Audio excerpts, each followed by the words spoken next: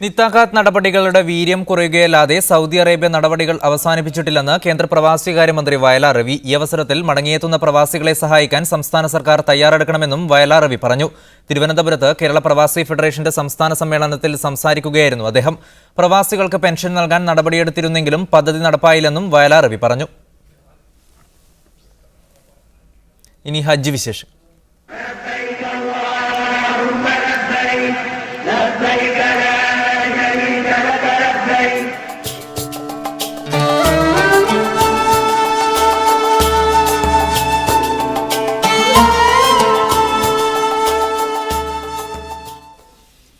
Jeddah ഹജ്ജ് welfare ഫോറത്തിന് കീഴിൽ ഈ വർഷം ഹജ്ജ് സേവനത്തിന് തയ്യാറെടുക്കുന്ന വളണ്ടിയർമാർക്കായി പരിശീലന പരിപാടി സംഘടിപ്പിച്ചു. സനയ്യ കള്ളാൻ ഗൈഡൻസ് മലയാള വിഭാഗം മേധാവി ഉണ്ണീൻ മൗലവി മുഖ്യപ്രഭാഷണം നടത്തി. ശാരീരിക സേവനത്തോടൊപ്പം വൈജ്ഞാനികമായും സാമ്പത്തികമായും ലോകത്തിന്റെ വിവിധ ഭാഗങ്ങളിൽ നിന്നുള്ള ഹാജിമാരെ സഹായിക്കാനുള്ള അവസരം കാര്യക്ഷമമായി ഉപയോഗപ്പെടുത്തണമെന്ന് വളണ്ടിയർമാരോട് അദ്ദേഹം ആവശ്യപ്പെട്ടു. CG Jeddah chapter human resource team പരിശീലന പരിപാടിക്ക് നേതൃത്വം നൽകി.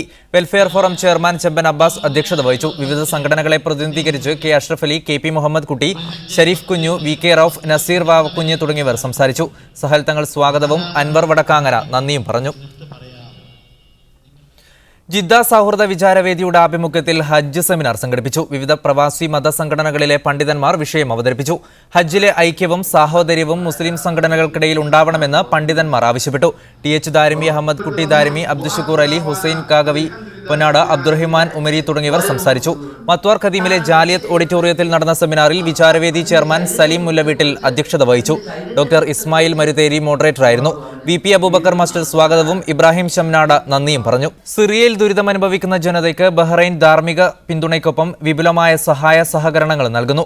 അഭയാർത്ഥികളായവർക്ക് വേണ്ടി വിവിധ ജീവകാരുണ്യ പ്രവർത്തനങ്ങളാണ് ബഹ്റൈൻ മുൻകൈയെടുത്ത് നടപ്പാക്കുന്നത്. സിറിയൻ ജനതയുടെ പ്രയാസഘട്ടത്തിൽ അവരെ സഹായിക്കാൻ ബഹ്റൈൻ തുടക്കം മുതലേ രംഗത്ത് വന്നിരുന്നു. ബഹ്റൈനിന്റെ അതിർത്തി പ്രദേശങ്ങളിൽ അഭയാർത്ഥികളായെത്തുന്ന സിറിയൻ ജനതയ്ക്ക് എല്ലാ സഹായങ്ങളും നൽകാൻ ബഹ്റൈൻ മന്ത്രിസഭയാണ് തീരുമാനമെടുത്തത്.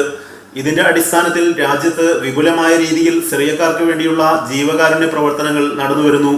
സിറിയൻ അഭയാർത്ഥികൾക്ക് ഭക്ഷണത്തിനും പാർപ്പിടത്തിനും വേണ്ട സൗകര്യങ്ങൾ ഒരുക്കാൻ $2 ദശലക്ഷം ആദ്യപടിയായി ബഹ്റൈൻ മന്ത്രിസഭ അനുവദിച്ചത്.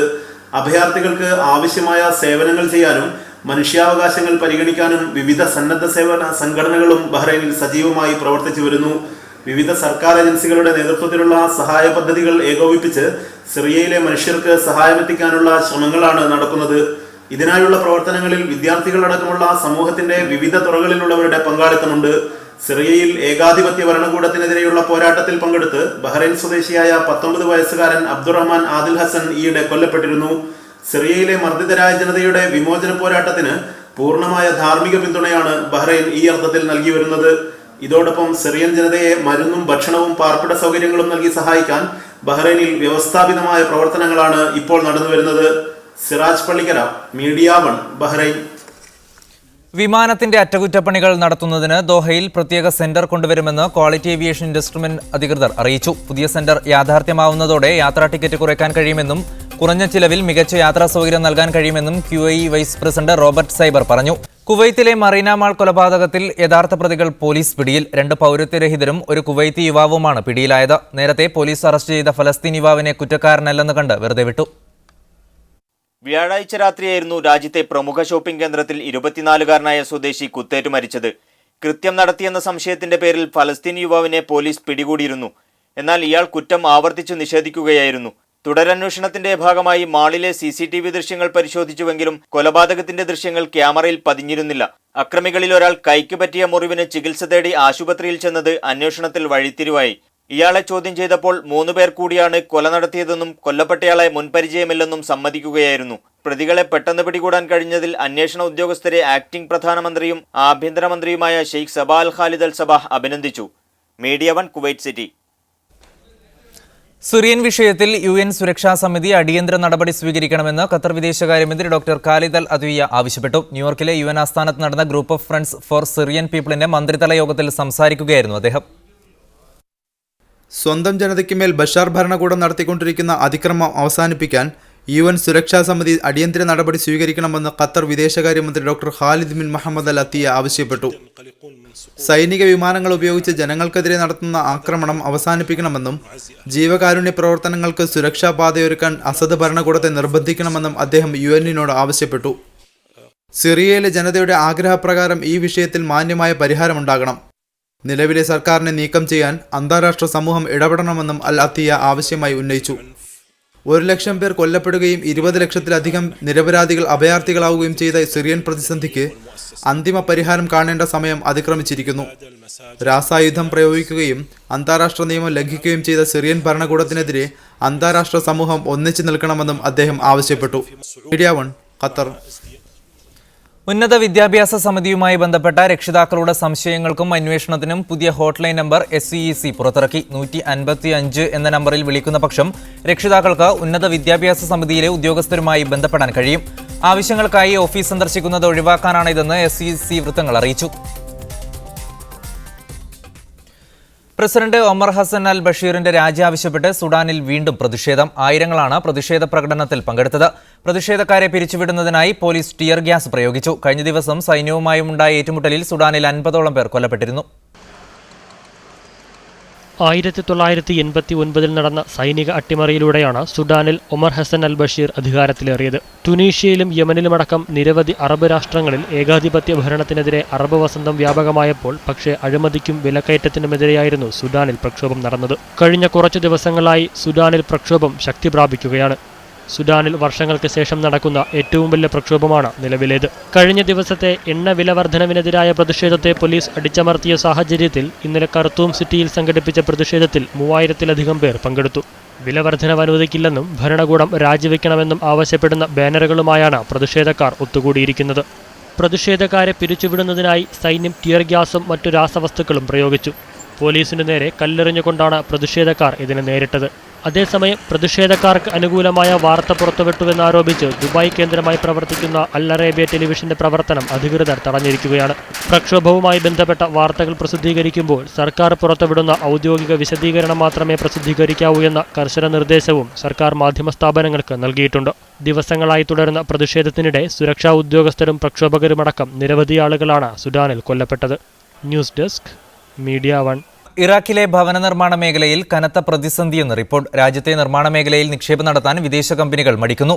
സുരക്ഷയുമായി ബന്ധപ്പെട്ട ആശങ്കയും സർക്കാരിന്റെ ഇക്കാര്യത്തിലുള്ള പരിചയക്കുറവുമാണ് പ്രതിസന്ധിക്ക് കാരണമെന്നാണ് വിലയിരുത്തൽ. 2016 ആകുമ്പോഴേക്കും 2.5 മില്യൺ ഭവനങ്ങൾ രാജ്യത്ത് നിർമ്മിക്കും എന്നാണ് സർക്കാരിന്റെ കണക്ക്. എന്നാൽ നിലവിലെ അവസ്ഥയിൽ അതിന്റെ 5% മാത്രമേ നിർമ്മിക്കാൻ കഴിയൂ എന്നാണ് വിലയിരുത്തൽ. ഭവന നിർമ്മാണ ജോലിയിൽ ഏർപ്പെടാൻ സ്വകാര്യ നിർമ്മാണ കമ്പനികൾ മടിക്കുകയാണ്. സുരക്ഷാ ഭീഷണിയും സർക്കാരിന്റെ മേഖലയിലെ ഇടപെടലില്ലായ്മയും ഇതിനു കാരണമെന്നാണ് സൂചന. എന്നാൽ 2016 അവസാനമാകുമ്പോഴേക്കും രാജ്യത്ത് 2.5 മില്യൺ ഭവനങ്ങൾ നിർമ്മിക്കുമെന്ന് ഭവന നിർമ്മാണ വകുപ്പ് മന്ത്രി മുഹമ്മദ് അൽ ദരാർജി പറഞ്ഞു. രാജ്യത്തെ കോൺട്രാക്ടർമാർക്കുള്ള വൈദഗ്ധ്യക്കുറവാണ് നിർമ്മാണ പദ്ധതി ഇഴഞ്ഞു നീങ്ങാൻ കാരണമെന്നും അദ്ദേഹം കൂട്ടിച്ചേർത്തു.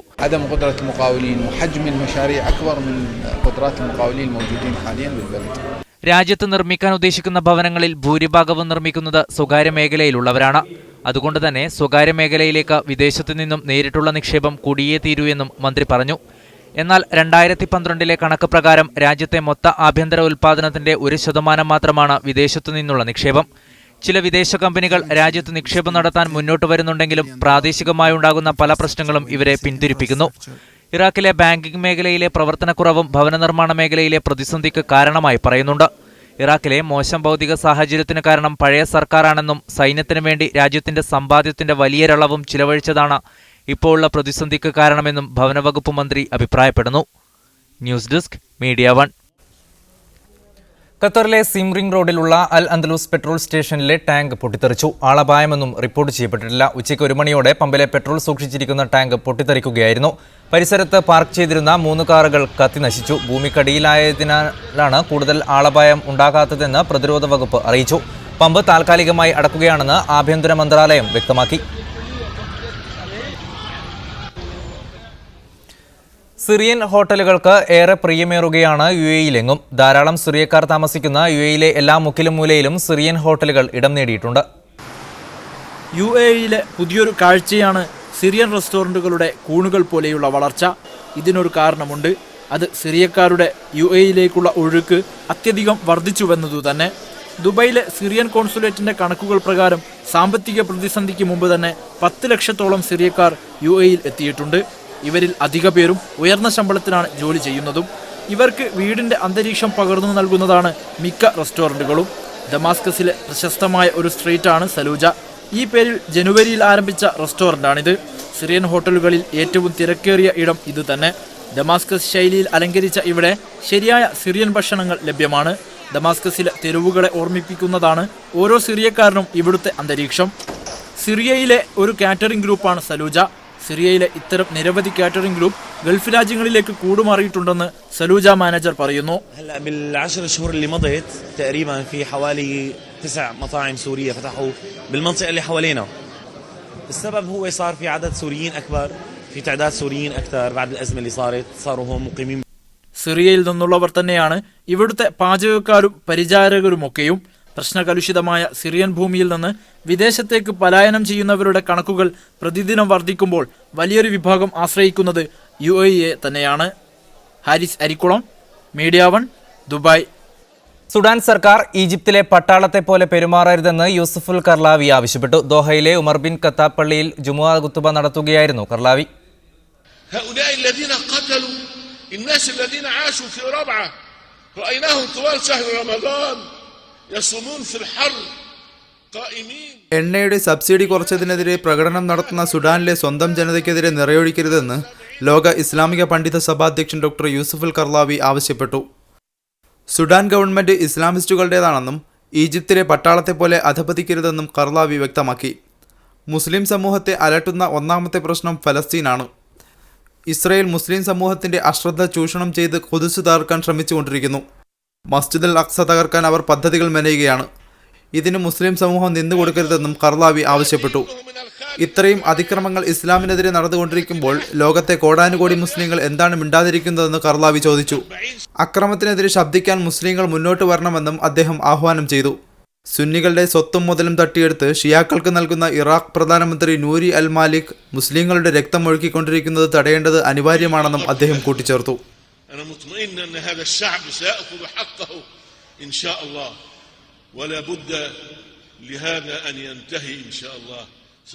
Ramees Sathiyara, media 1, Qatar. Qatar അമീർ Sheikh Tamim bin Hamad Al Thani തുർക്കി പ്രധാനമന്ത്രി ഉർദുഗാനുമായി കൂടിക്കാഴ്ച നടത്തി. ഇസ്താംബുളിലെ ബേലബൈൽ പാലസിൽ വെച്ചായിരുന്നു കൂടിക്കാഴ്ച. ഇരു രാജ്യങ്ങളും തമ്മിലെ ബന്ധം കൂടുതൽ മെച്ചപ്പെടുത്തുന്നതിനെക്കുറിച്ചുള്ള കാര്യങ്ങൾ ഇരുവരും ചർച്ച ചെയ്തു. ഇരു രാജ്യങ്ങളുടെയും പൊതു താൽപര്യമുള്ള ആഭ്യന്തര അന്താരാഷ്ട്ര വിഷയങ്ങൾ ഇരുവരും ചർച്ച ചെയ്തതായി ഖത്തർ ന്യൂസ് ഏജൻസി റിപ്പോർട്ട് ചെയ്തു. Iran president Hassan Rouhani American പര്യടനം കഴിഞ്ഞ് തെഹ്റാനിൽ തിരിച്ചെത്തി. 1979-ലെ ഇറാൻ വിപ്ലവത്തിനു ശേഷം അമേരിക്കൻ പ്രസിഡന്റുമായി ചർച്ച നടത്തുന്ന ആദ്യ ഇറാൻ ഭരണാധികാരിയാണ് ഹസൻ റുഹാനി. ഇറാൻ വിദേശകാര്യമന്ത്രി ജവാദ് ഷെരീഫ് US വിദേശകാര്യ സെക്രട്ടറി ജോൺ കെറിയുമായും ഇറാൻ ആണവ വിഷയത്തിൽ ചർച്ച നടത്തി. ഇത് ഇറാൻ അമേരിക്ക ബന്ധത്തിൽ പുതിയ വഴിത്തിരിവായി മാറുമെന്ന് വിലയിരുത്തപ്പെടുന്നു. ഇറാൻ പ്രസിഡന്റ് ഹസൻ റുഹാനിയുടെ അമേരിക്കൻ സന്ദർശനം ചരിത്രപ്രധാനമായ സന്ദർശനമെന്നാണ് വിലയിരുത്തപ്പെടുന്നത്. 1979-ലെ ഇറാൻ വിപ്ലവത്തിനു ശേഷം അമേരിക്കയും ഇറാനുമായുള്ള നയതന്ത്ര ബന്ധത്തിൽ വിള്ളൽ വീണിരുന്നു. എന്നാൽ തന്റെ അമേരിക്കൻ പര്യടനം അവസാനിക്കും മുൻപ് പ്രസിഡന്റ് ബറാക് ഒബാമയുമായി 15 മിനിറ്റ് ടെലിഫോൺ സംഭാഷണം നടത്തിയാണ് അദ്ദേഹം തെഹ്റാനിലേക്ക് തിരിച്ചത്. ഇറാനും അമേരിക്കയും തമ്മിൽ ആണവ പദ്ധതിയുമായി ബന്ധപ്പെട്ട കാര്യങ്ങളിലാണ് ഏറെയും ചർച്ച നടന്നത്. ആണവായുധ നിർമ്മാണം ഇറാന്റെ പദ്ധതിയല്ലെന്ന് ആവർത്തിച്ച റുഹാനിയും സരീഫും എന്നാൽ മുൻ പ്രസിഡന്റ് അഹമ്മദി നജാദിൽ നിന്ന് വ്യത്യസ്തമായി നയതന്ത്ര ഭാഷയിലാണ് ചർച്ച നടത്തിയത്. ഇത് പാശ്ചാത്യ ശക്തികളുമായുള്ള ഇറാന്റെ ബന്ധം മെച്ചപ്പെടുത്തുമെന്നാണ് പ്രതീക്ഷിക്കുന്നത്. അതേസമയം തെഹ്റാനിൽ തിരിച്ചെത്തിയ റുഹാനിക്ക് 2 തരം സ്വീകരണമാണ് ലഭിച്ചത്. റുഹാനി അനുകൂലികൾ മുദ്രാവാക്യം വിളികളുമായി അദ്ദേഹത്തെ വരവേറ്റപ്പോൾ റുഹാനിയെ എതിർക്കുന്നവർ അദ്ദേഹത്തിനെതിരെ മുദ്രാവാക്യ വിളികൾ ഉയർത്തി. റുഹാനിയുടെ വാഹനത്തിനു നേരെ പ്രതിഷേധക്കാരിൽ ഒരാൾ ചെരുപ്പേർ നടത്തി. News desk, media 1. സിറിയൻ അഭയാർത്ഥികൾക്കുള്ള ഭക്ഷണപ്പൊതികളും മരുന്നുകളുമായി 45 ട്രക്കുകൾ സൗദി അറേബ്യൻ തലസ്ഥാനമായ റിയാദിൽ നിന്ന് പുറപ്പെട്ടു. സ്വകാര്യ പങ്കാളിത്തത്തോടെ സൗദി സർക്കാർ നടത്തുന്ന പദ്ധതിയുടെ ഭാഗമായാണ് ട്രക്കുകൾ പുറപ്പെട്ടത്. 2011-ലുണ്ടായ ആഭ്യന്തര യുദ്ധത്തെ തുടർന്ന് 2 മില്യൺ അഭയാർത്ഥികൾ സിറിയയിൽ ഉണ്ടെന്നാണ് കണക്ക്. 4.25 മില്യൺ ജനങ്ങൾ രാജ്യത്ത് നിന്ന് പലായനം ചെയ്തു. സൗദി അറേബ്യയുടെയും സിറിയയുടെയും അതിർത്തിയിൽ നിരവധി ജനങ്ങൾ വസിക്കുന്ന ദുരിതാശ്വാസ ക്യാമ്പുകളുണ്ട്. ഇനി ഇന്നത്തെ കറൻസി നിലവാരം നോക്കാം. UAE ദിർഹം 17.2, സൗദി റിയാൽ 16.67, കുവൈറ്റ് ദിനാർ 220.84, ബഹ്റൈൻ ദിനാർ 165.81, ഖത്തർ റിയാൽ 17.17, ഒമാൻ റിയാൽ 162.36.